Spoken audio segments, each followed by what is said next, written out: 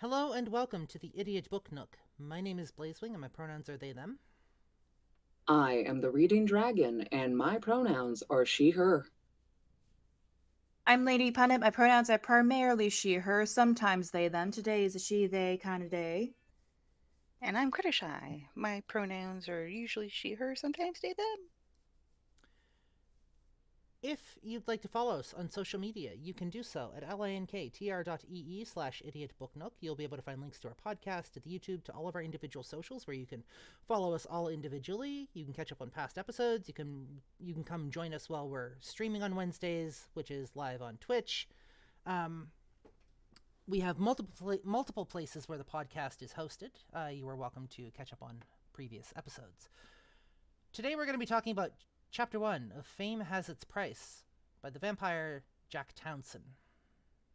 Something I've been itching to read for, well, a while. He's made it onto some bestsellers lists. But the book was only just released. Outside of New York Times bestseller, or Hold on. okay, Let me go take a look. because I remember. Hold on. What's that? He has 38 ratings on Amazon. 38 reviews on Amazon. His rating stands at a 4.8. Oh, Nice. dang. Yeah, I heard that like a lot of people were really jazzed about one of the chapters of this book that's going to come later on. He's done a really good job with advertising. He's done a really good job with pushing that out there, and I wish I knew how to do that. Part of that is who you know, I mean, the community that you build. fair. He is sitting. I know you.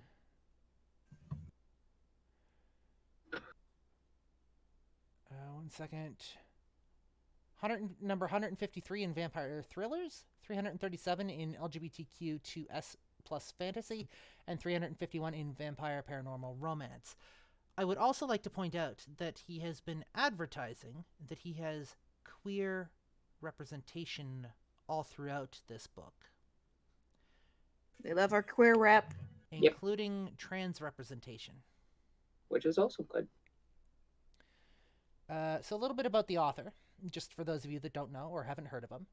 Jack Townson, his Amazon bio reads thus. A 2023 Witchy Award nominee, Jack Townson, a multi-talented artist, is the heart and soul of the thriving Fang Fam community across various social media platforms, including TikTok, Instagram, and Twitch. With an ever-expanding following that now exceeds 400,000 devoted fans, he's left an indelible mark on the digital landscape, garnering an impressive 4.2 million likes under the Fang Fam hashtag. One sec.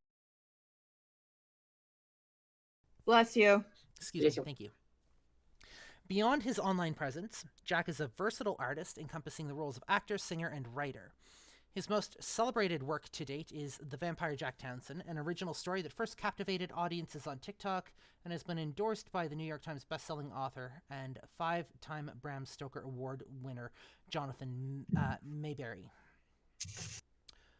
This immersive narrative plunges into a hidden world of supernatural being and the profound journey towards rediscovering one's humanity. Jack extends an invitation to his followers, beckoning them to peer into the psyche of an undead bohemian, an artist, and a creature of the night, eternally ensnared in a world of nightmares. Its life devoid of sunlight's warmth and the enduring embrace of one true love, offering a unique glimpse into the enigmatic existence he portrays through his creative. I think that last word's cut off, but through his. I'm assuming it says like creative endeavors. Creative ever. Something like that. Chapter 1 was, all things considered, relatively short. We combined the prologue and the chapter, but yeah, it was a relatively short chapter. I think it's just to get our toes in. Yep. Before we dive in. Like, I think most first chapters are like that.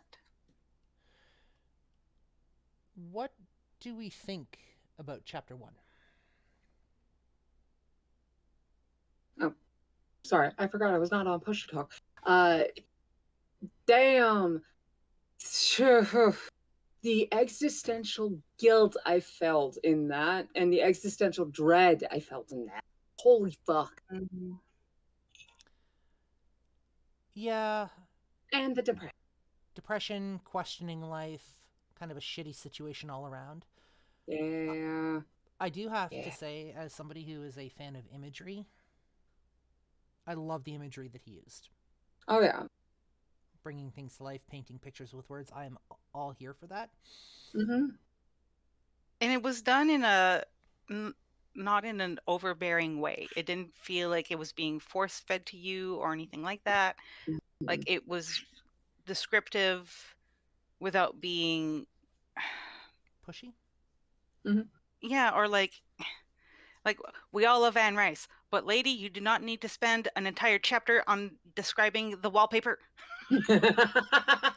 For real. I'm exaggerating, but you guys know what I mean. Yeah. He doesn't just focus on the one thing for too long. He'll make sure that he does enough to give you what you need. Yeah. Jimichi says midlife crisis. I would argue existential crisis Midlife. because he's 26 at this point. 26 is way too young for midlife crisis. Yeah. Especially nowadays. Just life crisis? Sure. Absolutely. You know what? I'll take that. Yeah, life crisis, existential crisis. I would consider life crisis to be fitting for this particular situation because of like everything else going on. Damn. Yeah, he definitely, like, this character has definitely gotten dealt a very shit hand. Yep. And they're trying, but they have, like, a combination of the worst luck and the worst, like, besides little sister Chloe, the worst support network. Yep. Yeah. Isn't that what typically always happens, though? Yeah. Yeah. I mean, generally, yeah. I mean, y'all should have been there in the Discord server when he actually went through his real life story. Holy shit. Yeah, that was a night. Yeah. Apparently, he's been editing his audiobook, and he's been doing that over in his Discord server as well. And he's been live streaming it. So, Well then. Yeah. It'll be interesting to hear how he does it when that comes out. I agree. What else have we got for chapter 1? Love when he does that. Last night was... Oh, okay, so he was doing it last night too. Yes. Yeah. One thing I appreciated about this was it shows how shitty people can be. Yeah. Like, and we've all had that one coworker who we absolutely hate when we find out we're working with them. Yeah. And I've been fortunate enough that I've never had this situation where I've had a boss or a superior try and make inappropriate advances towards me. I have heard of situations where other people have had to go through that. Yeah. But the fact that one thing I appreciate is the fact that it shows that a man can still go through that as well. Because typically you always hear about how, it was like a male boss and a female subordinate. You don't really hear too much about it when it's like, oh no, it was like a woman who was making unwanted advances towards the man. And that actually happens a lot, especially in the restaurant business. Yeah.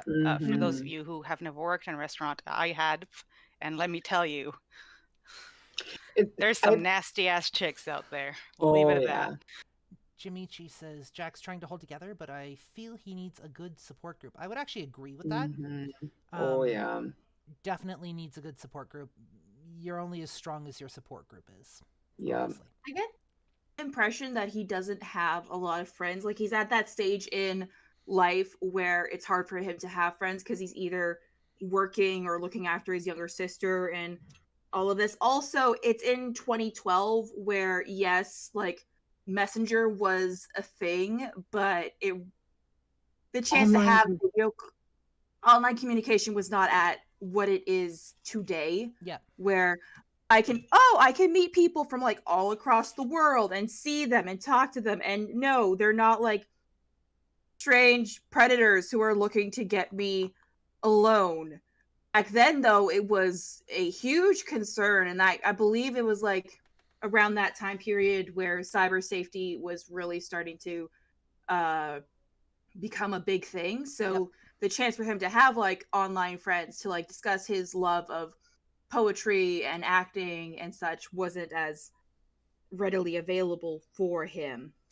He did also mention, there was also mentioned in the book that he did, while he did have like a few friends for like D&D shit, it didn't seem like he, like you said, it didn't seem like he not only had time for it because of how busy he was between work and taking care of his little sister and the rest of his family, but like, again, taking place in the year 2012, online communication, again, not so much. Also, there was the crazy bullshit going on of people thinking the world was going to end in 2012, so there's that. Yeah. Nixus Rose says, I love the setup for what's going on with his family members instead of leaving us to find out who they are and what they do later. And Jimmy G says Jack needs a break even if he walks around outside of his home. Yep. Yeah, I think that the way this was done was very good because, again, like he didn't spend you're not treated like idiots when it comes to like the information you're given. It's, and like I said before, nothing really feels force-fed or over-embellished, and like you feel right away, like when he talks about the dice, you're like, okay, this is important. It's steeped in nostalgia, which means it's not something he really does anymore. You know, like there's obviously something going on with the sister because she acts childlike, but she's apparently an adult. Yep. You know, like he doesn't spend forever on it, but it does very clearly tell you who the people are in his life, what importance they are to him, and how that dictates his actions. Yep. You know, he's doing the shit job, even though he's bad at it, because he's trying to, you know, look out for his sister. I get the feeling that if the dad and the brother, like if the sister wasn't in the picture, he probably would have like taken off and left them to fend for themselves. I think he stays there for the sister. More than likely, yeah. Or if there was a way to take sister with him and care for her the way she needed to be. It is absolutely possible. I get the impression, so this is where I actually get to show off my college degree. For those of you who don't know, I actually went to school for developmental service workers, so I specialize in assisting people who have autism, acquired brain injuries, and the like. So from the sounds of it, it could be a couple of things. She could have autism, which would explain how she wasn't as okay with the sudden burst of anger, because a lot of the time people with autism have a difficulty with emotional regulation, as we all know. It could also be Down syndrome, because they say that she was on the small side, and typically that is also common with people who have Down syndrome. Maybe not as likely, because unless the sad thing about people with Down syndrome is unless they have a very, very good support system where someone's like on top of it, making sure they go to all their doctor's appointments, keeping up with their care and stuff. Typically people with Down syndrome don't live as long as a able-bodied person. It could also be, I'm drawing a blank on the name, but it's like global something, where basically physically nothing wrong with her, but her mind never fully developed to that of an adult. So until we get some more information, it'd be very hard to figure out what's going on with her, because I have a feeling she's not the full focus of the story. But from the little tidbits alone, I'm leaning a bit more towards possibly either the global thing or autism. Most likely the global thing, though, since people with autism are also very, I am routine-based. Actually, no, because if it was routine-based, she would know her brother didn't typically do, like, evening shifts or morning shifts, so. But yeah, I'm putting it towards one of those three categories of Down syndrome, autism, or the global. I am drawing a blank on the name because I didn't deal with it. Look it up. Okay, fine. You have access to the knowledge of the world. All right, hold on. In both the screen in front of you and the little device that we talk to people on mobilely. Jamie, she says, Jack seems to have low self-esteem, but I believe so far he has a heart of gold. From what we've seen, I would like to assume so. I'm curious to see where this character goes, and what kind of picture that he's going to paint with this character, honestly. Okay. Yeah. It is called global development delay when a child takes longer to reach developmental milestones than other children in their age. Mm-hmm. Oh, I actually saw a little reel or TikTok recently that talked about how individuals who are neurodivergent with like ADHD or autism, they actually take longer to reach peak brain development. So whereas for neurotypical individuals, at the age where your brain finishes developing fully is within the mid-20s. 25. For 25, yeah. For neurodivergent individuals or individuals with autism can be a whole decade later. Yep. So roughly 35.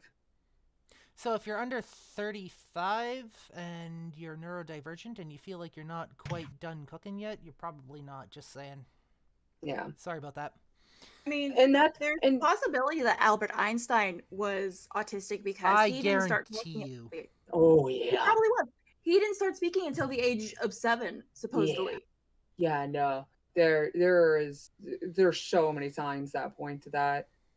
Brilliant at math, can't tie his shoes. I wonder. Mm-hmm. Needs to have a note pinned to him so that way he doesn't forget an important task he has to do. Yep. What That else? hair. What else have we got? Yeah. That hair. It just says I can't be bothered to look after what my appearance looks like. I got more important things to do than worry how my hair looks, even though it looks like I stuck a fork into an electrical outlet. What else have we got? For the book. The book. I mean, it was quite a short chapter, so there's only so much that we can really talk about. Yep. And we've gotten a good sense of, like, if there was, like, if he's not at the bottom of the barrel, he damn near is at this point. Yeah. Like, He he's will about be. to hit rock bottom if he hasn't yet. Yeah. I'm Yeah. also glad that he didn't just straight jump into what happens to bring him into the world of darkness. Like, I like that there's still, like, because like with a lot of books nowadays where like the title of it is supposed to suggest, oh, this is the beginning of like the end or something like that. The way it was titled for this chapter, I was expecting that, but we didn't get it. So it was like, now I have to go into the next chapter so that way I could get that. Yep. Damn it. Yep. Does anyone wonder what happened to Mom? I mean, Dad was mentioned. Brother was mentioned. Mom Sister was died. mentioned. No, Mom. No, he said his mom passed away. Yeah, and the thing that she left behind was a pendant of 2 silver dragons encompassing a garnet heart. One. Or I'm some sort calling of it stone now. heart. Yeah. I'm calling this now. Put it down. I'm thinking Mom was a witch. Here's the quote. And then there was the silver pendant, a gift from my late mother, adorned with twin dragons embracing a garnet heart, offering eternal comfort and love. Yeah. I'm calling it now. Mom was a witch. That is my theory. Mom was a witch.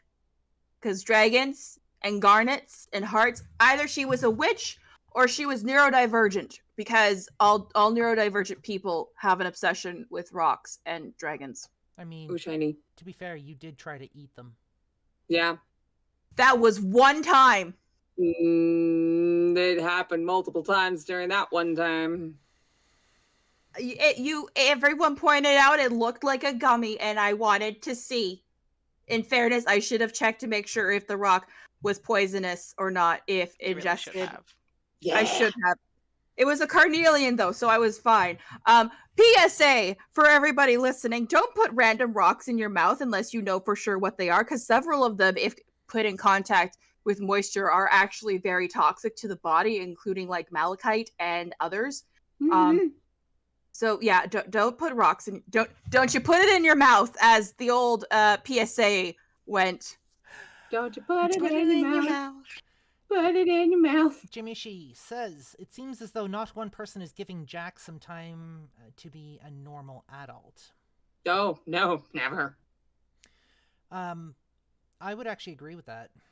Yeah. He's always, it seems like, from the way things have been painted, it seems like he's always on the go.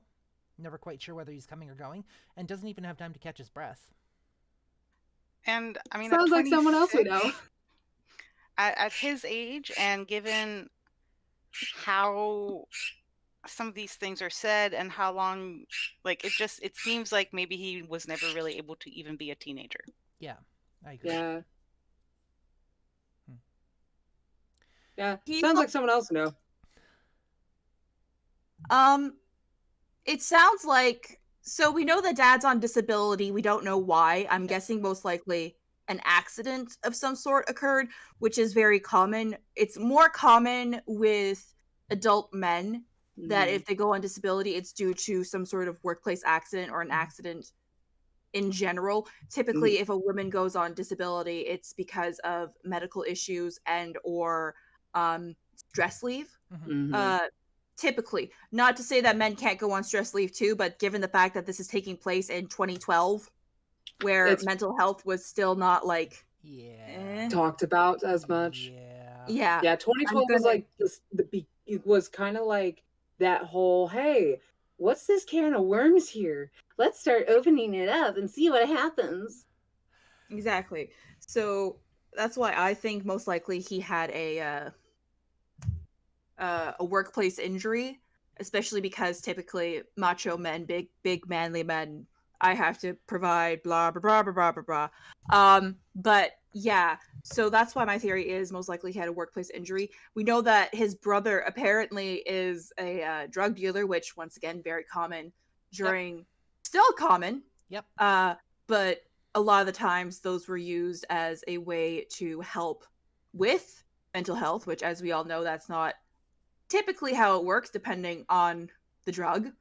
I think the way that he framed it, that his brother is a selfish drug dealer. I don't think the fact that his brother deals drugs is what bothers him. I think it's more the fact that he's either not very good at his job. And he doesn't share whatever he gets. And instead keeps mooching off of everybody. I'm also trying to locate in this chapter as well as to whether or not it was established that he was in the US or Canada. We'll get into that in a sec because I actually have information. Well, Crazy also put in that it's based in New York? I'll get into that in a second. Okay. Jimmy, she says Jack had to grow up fast, which can do more harm than good. I agree. I also know Jack's backstory. Same. For the most part. So, yes, very much so. Was this established that he's in the U.S.? At the moment in the book, no. That being said, I'm part of Jack's community. I have not an in with Jack, but we have open lines of communication for the most part. And he has confirmed, to my recollection, that this story takes place in New York. Crazy also posted that as well. Yep. This comes straight from the author's mouth. This book is based in New York. I'm gonna make a theory. I'm gonna make a prediction based on like everything that I've heard about I've not been given any spoilers, but watching Jack's content when he started off, like I came across Jack when he was a little below 7,000 followers or somewhere in like the 7 number, but he had less followers than me at the time when I came across him on TikTok several years ago when I was still living in Idaho. And just watching him grow in the pace that he did and watching his content get to where it is now, damn. Where was I going with this? But it's been interesting to see that all that whole development. And now you remember where I was getting to. I'm thinking this might be one of those not blatant isekai, but isekai type stories. Not done in a way where most isekai is done nowadays. However, Like there is Kagome? Huh? Like Kagome from Inuyasha? Slightly. I'm thinking more along the lines of the 10th Kingdom. Especially because it takes place in New York. I immediately thought 10th Kingdom bullshit. Because, like, yeah, there is, like, it is gonna, obviously he's gonna be turning into a vampire, but, like, from what I've been seeing from, like, his other content over the years and whatnot, I'm guessing there might also be some world traveling involved or realm traveling involved. So it's like, okay, so, yeah, isekai shit or 10th Kingdom shit. Cool. Jack was forced to take on so much at once. It's no wonder he has a childlike mind. I feel it's his safe space, which can also be dangerous. Agreed. So, are you talking about the character here in the book, or are you talking about the actual Jack Townson? Because we're not getting into the lore on Jack himself. author. That is a him story. That's his story to tell, not mine, not ours. Yeah. I mean, I don't know how character. They're talking about the character. Gotcha. Yeah. Yeah. No. Also, just from this chapter alone, I related so hard to a lot of the shit he's going through. Agreed. You lot were there for most of it for the last 5 years. Oh God. On Yeah, that, no, it's Go yeah, ahead. there no that I was just basically gonna confirm like but unfortunately like I wish there could be more to say, but I think we've dissected the crap out of it now. Yep. So yeah, I'm curious to see the circumstances of his turning now. Agreed. Definitely, yeah. Agreed. And On that don't note, most vampires like come from places of misery anyway? on that note, I think this is a good place to end this episode. Again, not a lot with this chapter that we can go over. We've pretty much dissected it. I can't wait for chapter 2. Sneak peek. The title is Family Matters. That'll be coming next episode if everything works out. Want to thank you guys for being here, for joining us. It has been our pleasure bringing this to you. For this episode of the Idiot... Oh, wait, no. I gotta do my spiel first. If you'd like to follow us on social media, you can do so at lanktr.ee/idiotbooknook. You'll be able to find links to our podcast, to our YouTube, to the Twitch, and all of our individual socials. And for this episode of the Idiot Book Nook, I'm Blazewing. I am the Reading Dragon. Lady Punnet. And I'm Critter Shy. And we'll see you next episode. Have a good time, everybody.